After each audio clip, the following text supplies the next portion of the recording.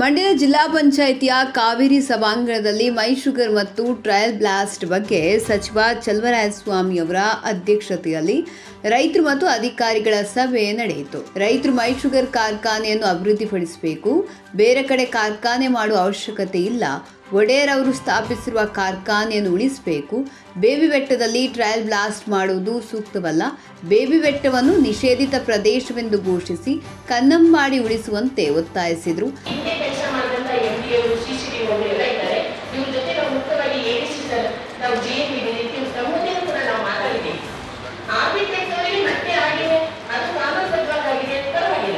ಆದರೆ ಅವ್ರು ಎಷ್ಟು ಕೆಲಸ ಅಷ್ಟಕ್ಕೆ ಮಾತ್ರ ಸೀಮಿತ ಆಗ್ಬೇಕು. ಒಂಚೂರು ಆಚೆ ಈಚೆ ಏನಾದರೂ ಭಾಗವಹಿಸುವ ಕೆಲಸ ಕಂಡ್ರೆ ಅದು ಯಾವುದೇ ಕಾರಣಕ್ಕೂ ಸಾಧ್ಯ ಆಗಲ್ಲ. ಕಾರ್ಖಾನೆ ಒಳಗೆ ಜಡ್ಜ್ಮೆಂಟ್ಗಳಲ್ಲಿ ಸ್ಪಿರಿಟ್ ಆಫ್ ದ ಜಡ್ಜ್ಮೆಂಟ್ ಅನ್ನೋದು ಇಂಪಾರ್ಟೆಂಟ್ ಆಗುತ್ತೆ. ಯಾವ ಸ್ಪಿರಿಟ್ ಅಲ್ಲಿ ಫೈನಲ್ ಡೈರೆಕ್ಷನ್ಸ್ ಗಳನ್ನ ಕೊಟ್ಟಿದ್ದಾರೆ ಅನ್ನೋದು ಇಂಪಾರ್ಟೆಂಟ್ ಆಗುತ್ತೆ. ಇದರಲ್ಲಿ ತುಂಬಾ ಸ್ಪಷ್ಟವಾಗಿ ಸ್ಪಿರಿಟ್ ಏನಿದೆ ಅಂತಂದ್ರೆ, ನೀವು ಯಾವುದೇ ಕಾರಣಕ್ಕೂ ಡ್ಯಾಮ್ ಸೇಫ್ಟಿ ಬಗ್ಗೆ ನೆಗ್ಲೆಕ್ಟ್ ಮಾಡಂಗಿಲ್ಲ ಅನ್ನೋದು ಮುಖ್ಯವಾದ ಸ್ಪಿರಿಟ್. ಎರಡನೇದು, ಅವರು ಡ್ಯಾಮ್ ಸೇಫ್ಟಿ ಆಕ್ಟಿಗೆ ಕನೆಕ್ಟ್ ಮಾಡ್ತಾರೆ ಜಡ್ಜ್ಮೆಂಟ್ ಅಲ್ಲಿ. ಕ್ಲಿಯರ್ ಕಟ್ ಆಗಿದೆ, ಮೊದಲನೇ ಡೈರೆಕ್ಷನ್ ಅಲ್ಲೇ ತಾವು ಹೋಗ್ಬೋದು. ಸಂಸತ್ನಲ್ಲೂ ಯಾವ ಧ್ವನಿ ತೆಗಿಲಿಲ್ಲ, ಯಾಕೆ ಈ ನಡೆ ನಾವು ಪ್ರಶ್ನೆ ಆಗ್ತದ? ನಾವು ಹೋರಾಟ ಮಾಡ್ತೀವಿ. ನೀವು ಜಿಲ್ಲೆಯಿಂದ ಹೋದವರು ಪ್ರಧಾನಮಂತ್ರಿಯವರು ಮಧ್ಯಸ್ಥಿಕೆ ವಹಿಸಬೇಕು ಅಂತೇಳಿ ನಾವು ಎಲ್ಲರೂ ಕೇಳ್ಕೊಂಡ್ವಿ. ಅಲ್ಲಿ ಒತ್ತಡ ತರಬೇಕು ನೀವು ಅಂತೇಳಿ ಒತ್ತಡ ತರಲಿಲ್ಲ ಅಲ್ಲಿ. ಮತ್ತು ನಮ್ಮ ಒಂದು ಸಮಾಧಾನಕ್ಕೂ ನಮ್ಮ ಒಂದು ವೇದಿಕೆಗೆ ನೀವು ಬರಲಿಲ್ಲ, ಯಾಕೆ ಅಂತ ಕೇಳ್ಬೋದು. ಸಂಸದೆ ಸುಮಲತಾ ಮಾತನಾಡಿ, ಕನ್ನಂಬಾಡಿ ಮತ್ತು ಮೈ ಶುಗರ್ ಕಾರ್ಖಾನೆಯನ್ನು ಯಾರೂ ಮರೆಯಬಾರದು. ರೈತರು ಕಾರ್ಖಾನೆಯ ಉಳಿವಿಗೆ ಸಾಕಷ್ಟು ಹೋರಾಟ ಮಾಡಿದ್ದಾರೆ ಎಂದು ಹೇಳಿದರು. ನಂತರ ಸಚಿವ ಚಲುವರಾಯಸ್ವಾಮಿ ಮಾತನಾಡಿ, ಶುಗರ್ ಫ್ಯಾಕ್ಟರಿ ಸ್ಥಳಾಂತರ, ಐಟಿ ಪಾರ್ಕ್ ಸ್ಥಾಪನೆ ಸರ್ಕಾರದ ಮುಂದಿಲ್ಲ. ಕ್ಷೇತ್ರದ ಅಭಿವೃದ್ಧಿ ದೃಷ್ಟಿಯಿಂದ ಶಾಸಕರು ಹೇಳಿದ್ದಾರೆ, ಹಾಗಾಗಿ ರೈತರಲ್ಲಿ ಆತಂಕ ಬೇಡ ಎಂದು ಹೇಳಿದರು. ಟ್ರಯಲ್ ಬ್ಲಾಸ್ಟ್ಗೆ ರೈತರ ವಿರೋಧವಿದೆ. ಟ್ರಯಲ್ ಬ್ಲಾಸ್ಟ್ನಿಂದ ಡ್ಯಾಮ್ಗೆ ತೊಂದರೆ ಇಲ್ಲ ಎಂದು ಟೆಕ್ನಿಕಲ್ ರಿಪೋರ್ಟ್ ಇದೆ. ಟ್ರಯಲ್ ಬ್ಲಾಸ್ಟ್ ಸರ್ಕಾರದ ನಿರ್ಧಾರವಲ್ಲ ಎಂದು ಹೇಳಿದರು. ಒಂದು ಮಾತು ಹೇಳಲು ಇಷ್ಟಪಡ್ತೀನಿ, ಸಂದರ್ಭದಲ್ಲಿ ಇತಿಹಾಸವನ್ನು ಮರೆತರೆ ನಮಗೆ ಭವಿಷ್ಯ ಅನ್ನೋದು ಇರೋದಿಲ್ಲ ಅಂತ ಹಿರಿಯರು ಹೇಳ್ತಾರೆ. ಆ ಮಾತು ಅಕ್ಷರಶಃ ನಿಜ. ನಮ್ಮ ಮಂಡ್ಯ ಸಂಬಂಧಪಟ್ಟಂಗೆ ನಮ್ಮದೇ ಆದ ಒಂದು ವಿಶೇಷವಾದ ಇತಿಹಾಸ ಇದೆ. ಆ ಇತಿಹಾಸದಲ್ಲಿ ನಾವು ಕನ್ನಂಬಾಡಿ ಕಟ್ಟೆ ಇರಲಿ, ಮೈಸೂರು ಸಕ್ಕರೆ ಕಾರ್ಖಾನೆ ಇರಲಿ, ಇದನ್ನು ಮರೆಯೋದು, ಕಡೆಗಣಿಸೋದು ಯಾವತ್ತೂ ಮಾಡೋಕ್ಕೆ ಹೋಗಬಾರದು ಅನ್ನೋದು ನನ್ನ ಅನಿಸಿಕೆ.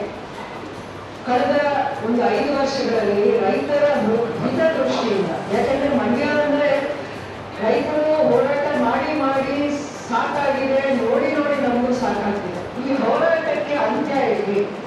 ಶಾಸಕ ದರ್ಶನ್ ಪುಟ್ಟಣ್ಣಯ್ಯ ಮಾತನಾಡಿ, ಸರ್ಕಾರಿ ವಕೀಲರ ಜೊತೆ ಜನಪ್ರತಿನಿಧಿಗಳ ಸಭೆ ಕರೆಯಿರಿ, ಆ ಸಭೆಯಲ್ಲಿ ನಮ್ಮ ಆತಂಕ ಹೇಳೋಣ, ಅವರಿಂದ ಸರ್ಕಾರಕ್ಕೆ ಸಲಹೆ ಸಿಗಬಹುದು ಎಂದು ಹೇಳಿದರು.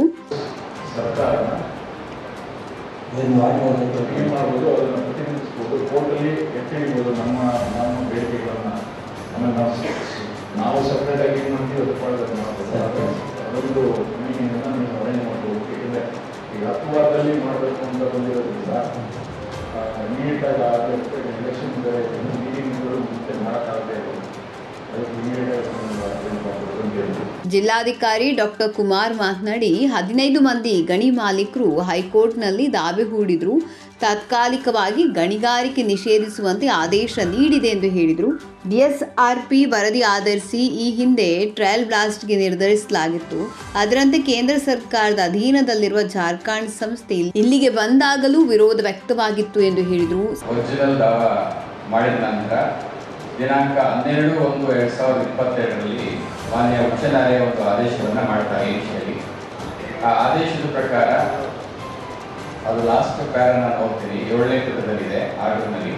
ಅದು ಇರುವಂಥದ್ದು ಏನಿದೆ ಅಂತ ಹೇಳಿದ್ರೆ, only temporary stoppage or crushing activity till getting scientific report by conducting trial blasting in order to ascertain the effect to the safety and KRS dam for conducting mining operations have been issued ಅನ್ನೋದ್ರ ಬಗ್ಗೆ ಹೇಳಿದ ಮೇಲೆ, ಈ ಹಿಂದೆ ಮಾನ್ಯ ಉಚ್ಚ ನ್ಯಾಯಾಲಯಕ್ಕೆ ಏನು DSRP ಅಂತ ಕರೀತಾರೆ, ಡ್ಯಾಮ್ ಸೇಫ್ಟಿ ರಿವ್ಯೂ ಪ್ಯಾನಲ್ ಅಂತ ಈಗಾಗಲೇ ಸರ್ಕಾರದಿಂದ ನೇಮಕ ಆಗಿದೆ.